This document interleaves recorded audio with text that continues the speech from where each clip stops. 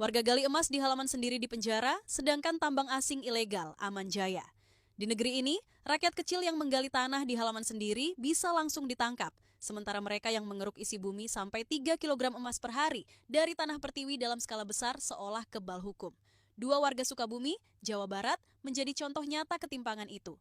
Mereka harus berurusan dengan aparat karena nekat mencari butiran emas di lahan pribadinya di kawasan Cikaka. Meski hanya bermodalkan sekop dan dulang, perbuatan itu dianggap melanggar hukum karena dilakukan tanpa izin resmi dari pemerintah.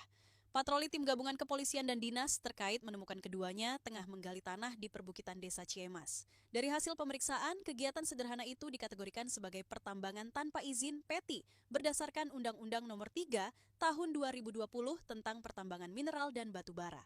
Kepala Polres Sukabumi menegaskan bahwa meskipun tanah tersebut milik pribadi, setiap aktivitas penambangan tetap wajib memiliki izin usaha pertambangan. Tanpa izin, pelaku dapat dijerat pidana berat. Polisi menyita berbagai barang bukti seperti sekop, dulang, dan karung berisi material tanah yang diduga mengandung emas. Kedua pelaku kini menjalani pemeriksaan lanjutan untuk memastikan ada tidaknya pihak lain yang terlibat.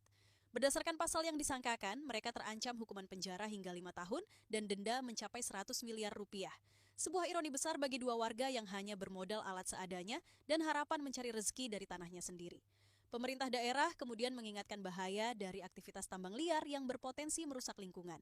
Mereka menyoroti risiko pencemaran air dan tanah akibat aktivitas penambangan yang tidak diawasi.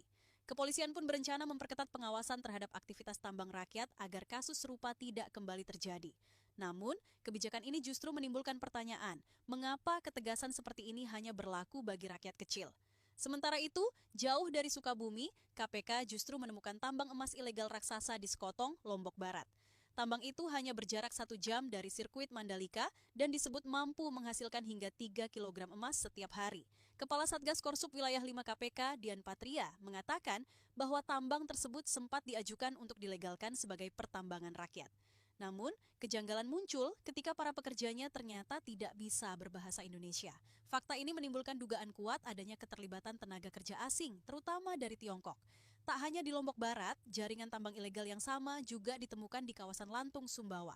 Aktivitas besar-besaran itu sudah dilaporkan sejak Agustus 2024. Namun, hingga kini belum ada tindakan tegas dari aparat setempat. Padahal, skalanya jauh lebih besar dibanding dua warga Sukabumi yang hanya menggali di halaman sendiri. KPK menduga adanya backing dari pihak berpengaruh yang sengaja membiarkan tambang ilegal tersebut berjalan. Dian Patria menilai kelambanan penegakan hukum di sana bukan karena kurangnya bukti, melainkan karena ada oknum berkuasa yang terlibat. KPK berjanji akan mendorong penindakan terhadap pihak berwenang yang lalai atau sengaja menutup mata terhadap pelanggaran tersebut. Ironi hukum di negeri ini terasa semakin jelas. Rakyat kecil yang menggali emas di tanah sendiri langsung diborgol, sedangkan mereka yang mengambil emas dari perut bumi dalam skala ton justru dibiarkan. Skandal tambang di Lombok dan kasus dua warga di Sukabumi seakan memperlihatkan bahwa keadilan di Indonesia masih punya timbangan yang berat, sebelah tajam ke bawah, tumpul ke atas.